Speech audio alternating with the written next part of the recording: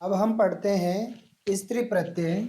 स्त्री प्रत्ययों के अपने पाठ्यक्रम में दो प्रत्यय हैं, एक टाप और दूसरा ईप प्रत्यय। तो पहले हम देखते हैं टाप प्रत्यय। टाप प्रत्यय में क्या होता है, ये पहली बात तो कि ये अकारांत शब्दों के साथ जोड़ा जाता है। और अकारांत शब्द कौन से, पुल्लिंग शब्द होने चाहिए, क्योंकि स्त्री प्रत्ययों का काम ही यही होता है कि ये पुल्लिंग शब्दों को स्त्रीलिंग शब्दों में बदले देते हैं। तो टाप प्रत्यय की पहली शर्त यही है कि अकारांत शब्द के साथ जोड़ा जाता है और पुल्लिंग शब्द के साथ जोड़ा जाता है, और उसको जोड़ करके क्या कर देता है, स्त्रीलिंग में बदल देता है और आकारांत बना देता है। आकारांत कैसे बना देता है, टाप प्रत्यय का केवल आ शेष बचता है, तय और पै का लोप हो जाता है। जब इसका शेष ही आ बचता है तो जायज सी बात है कि ये आकारांत ही बनाएगा। टाप प्रत्यय से बनने वाले जो शब्द हैं स्त्रीलिंग में रमा शब्द की तरह चलते हैं। देखिए जैसे अज शब्द है, अज शब्द में हमने टाप प्रत्यय लगाया, टाप प्रत्यय का आशेष बचता है और इससे शब्द बना अजा। अश्व शब्द है, अश्व शब्द में हमने टाप प्रत्यय लगाया, शब्द बन गया अश्व। चटक शब्द, टाप प्रत्यय लगाने के बाद चटका शब्द में बदल गया। एड़क शब्द, एड़क का मतलब होता है नर भेड़। एड़क शब्द में टाप प्रत्यय लगाया, शब्द बन गया एड़का। एड़का शब्द का अर्थ होता है मादा भेड़। ज्येष्ठ, ज्येष्ठ शब्द में टाप प्रत्यय लगाया, टाप प्रत्यय का आशेष बचा, उसके बाद ये शब्द बन गया ज्येष्ठम। चटक शब्द, चटक शब्द में टाप प्रत्यय लगाया, शब्द बन गया चटका। देखो ये चटक दो बार आ गया, चलो ठीक है कोई बात नहीं, एक चटक वो प्रसाद वाली समझ लेंगे। शूद्र, शूद्र में टाप प्रत्यय लगाया तो शब्द बन गया शूद्रा, अर्थात ये शूद्र पुरुष और ये शूद्र नारी अर्थात शूद्रा। कनिष्ठ, कनिष्ठ का अर्थ होता है छोटा, इसमें टाप प्रत्यय लगाया, शब्द बन गया कनिष्ठा अर्थात छोटी। छात्र, छात्र शब्द में हमने टाप प्रत्यय लगाया, शब्द बन गया छात्रा। अब देखिए टाप प्रत्यय लगने पर कहीं कहीं पर पूर्ववर्ती अ है वो ई में भी बदल जाता है। पूर्ववर्ती का मतलब पहले वाला, जैसे ये बालक शब्द है, बालक में ये अ तो हो गया अंतिम अ, अकारांत हो गया।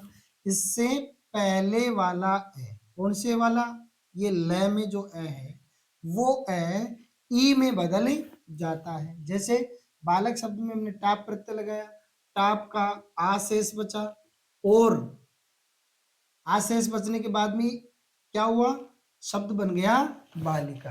देख लीजिए बालक है, क है, क में आ जुड़ गया, ये का हो गया, इसके पहले वाला ए ई में बदल गया तो ल किस में बदल गया, ली में, शब्द बन गया बालिका। इसी प्रकार से और देखिए मूषक अर्थात चूहा, मूषक में टाप प्रत्यय लगाया, टाप प्रत्यय का आशेष बचा, शब्द बन गया मूसिका। ये क में जो अ है वो टाप प्रत्यय लगने पर का बन गया, और इसके पहले वाला पूर्ववर्ती, पूर्ववर्ती का मतलब पहले वाला, तो ये इसके पहले वाला जो स में अ है वो अ ई में बदल गया तो स का हो गया सी, शब्द बन गया मूसिका।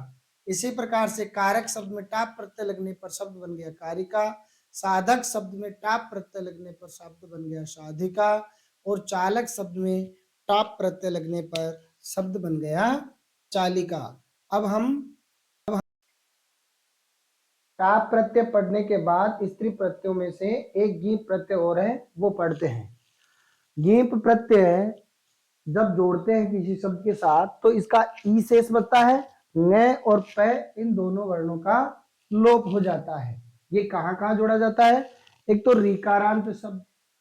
रीकारांत शब्द कौन से, देखो दो प्रकार के होते हैं, जैसे एक तो होता है ये पितृ मातृ, ये भी रीकारांत है।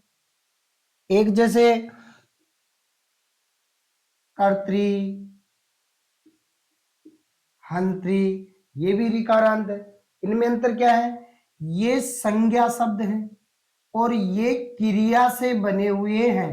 यानी जैसे क्री धातु में त्रिच प्रत्यय लगाया था, यहाँ हन धातु में त्रिच प्रत्यय लगाया था, तब ये हंत्री और कर्त्री शब्द बना था।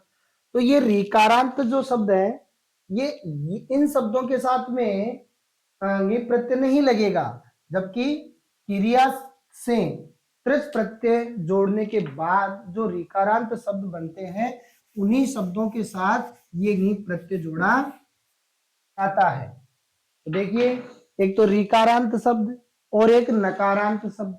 अब नकारांत शब्द भी कौन से? जैसे एक शब्द है राजन, ये भी नकारांत शब्द है, और एक शब्द है कामिन। तो राजन शब्द क्या है? मूल शब्द है, संज्ञा शब्द है, तो ये संज्ञा शब्द में नहीं जोड़ा जाएगा।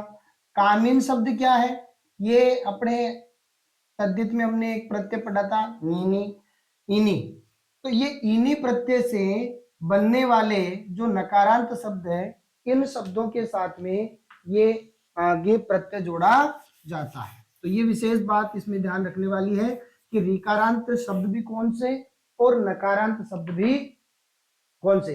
किसी धातु में त्रिच प्रत्यय लगाने के बाद जो ऋकारांत शब्द बनते हैं वो, प्लस किसी धातु में इनी प्रत्यय लगाने के बाद जो नकारांत शब्द बनते हैं वो। इस प्रकार दोनों ऋकारांत और नकारांत शब्दों से स्त्रीलिंग बनाने के लिए गी प्रत्यय का प्रयोग किया जाता है। जैसे धात्री, इसमें धा धातु है, त्रिच प्रत्यय है, तो ऋकारांत शब्द बन रहा है, इसमें गी प्रत्यय लगाया तो शब्द बन गया अपने पास में धात्री। कैसे समझते हैं? ये धा और त्रि, और इसके बाद नीप का ई। अब ध्यान दीजिए, इस त्रि में री है और री के बाद में ई आ रहा है, तो यहां पर अपने पास में संधि होगी यण। यण संधि में ये जो री है इसको तोड़ के देख लीजिए, चाहे धा री निकाल दिया तो तय हलंत बच गया, ये री और ये ई। इस री के बाद ई भिन्न स्वर आ रहा है, तो इस री के स्थान पर र हलंत में परिवर्तन हो जा रहा है। तय हलंत के बाद र हलंत आ रहा है, दोनों मिलकर के त्रय में बदल रहे हैं, और त्रय में ई शब्द ई वर्ण मिल गया, तो पूरा शब्द धात्री के रूप में आ गया। यानी तय हलंत, र हलंत और ये ई तीनों मिलकर के क्या बन गया? त्रि। इस प्रकार से धात्री शब्द में ये प्रत्यय लगाने पर धात्री शब्द बन गया। इसी प्रकार से कर्तृ शब्द में ये प्रत्यय लगाया, ये प्रत्यय का ई शेष बचा, मिलकर के शब्द बन गया कर्तृ। आगे देखिए, कामिन शब्द, इसमें काम शब्द है और इनी प्रत्यय है, तो ये नकारांत शब्द हो गया। कामिन में हमने गी प्रत्यय लगाया, ये प्रत्यय का ई शेष बचा, ये ई इस न हलंत में जुड़ गया, शब्द बन गया अपने पास में कामिन। इसी प्रकार से दंडिन शब्द है, दंडिन में दंड शब्द है, इनी प्रत्यय है, और इनी प्रत्यय लगने के बाद में ये दंडिन नकारांत शब्द बना। इस दंडिन शब्द में गी प्रत्यय लगाया, गी प्रत्यय का ई शेष बचा, ये ई शेष जो बचा है वो इस न हलंत के साथ जुड़ करके शब्द का निर्माण कर रहा है दंडिन। अगला दूसरा, प्रथम वयवाचक। प्रथम वयवाचक का तात्पर्य होता है जिसकी उम्र किसी उम्र के पड़ाव के प्रथम चरण में पहुंच रही है। ऐसे अकारांत शब्दों के साथ स्त्रीलिंग बनाने के लिए ये प्रत्यय का प्रयोग किया जाता है। जैसे किशोर, अर्थात युवावस्था की शुरुआत, युवावस्था की शुरुआत हो रही है, तो ये प्रथम वयवाचक शब्द हो गया। ये अकारांत है, इसमें गी प्रत्यय लगाया, गी प्रत्यय का ई शेष बच गया, और ये ई इस रह में मिलकर के शब्द का निर्माण कर रहा है किशोर।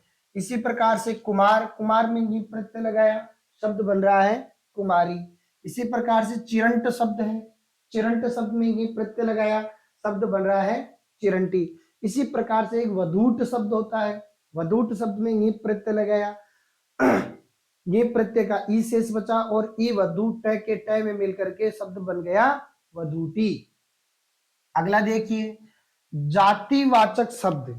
ऐसे जातिवाचक शब्द जो हमेशा स्त्रीलिंग में प्रयोग नहीं किए जाते।